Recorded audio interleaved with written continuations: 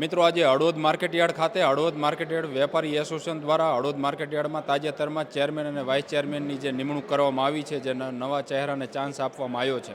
આ બંને ચેરમેન અને વાઇસ ચેરમેનનો સન્માન સમારોહનું આયોજન છે એ હળવદ માર્કેટયાર્ડ વેપારી એસોસિએશન દ્વારા કરવામાં આવ્યું હતું.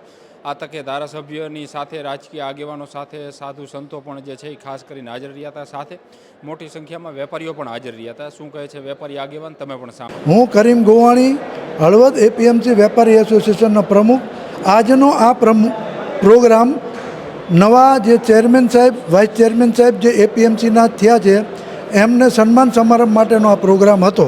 હું હળવદ વેપારી મહામંડળના ઉપપ્રમુખ ભીખાભાઈ સંઘાણી.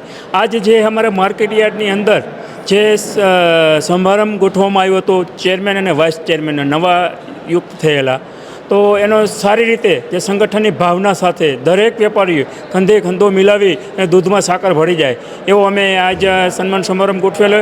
અને ખૂબ અમે લાગણી સાથે જે અમારું એસોસિએશન મજબૂત થવા માટે જે જયેશભાઈ અને ધારાસભ્ય પ્રકાશભાઈએ ખૂબ સારી વાણીનો અને સંગઠનની ભાવના એને રજૂ કરી. તો અમારા વેપારી એસોસિએશનને ખૂબ કેન્દ્ર લેવલે ને રાજ્ય લેવલે લઈ જવા માટે પ્રકાશભાઈએ અમને સંબોધન કર્યું. અને અમારી પરિભાષા અમે એમની સાથે જિજ્ઞાસા સાથે દૂધમાં સાકર ભળી જાય એમ ભળી જઈશું અને સંગઠનને મજબૂત લઈ જવા માટે અને અમારી અપેક્ષા અમે એમની સાથે માગણી કરી છે અને એમને સારું એવું અમને વાત્સલ્ય આપ્યું છે. આજના સન્માન સમારોહમાં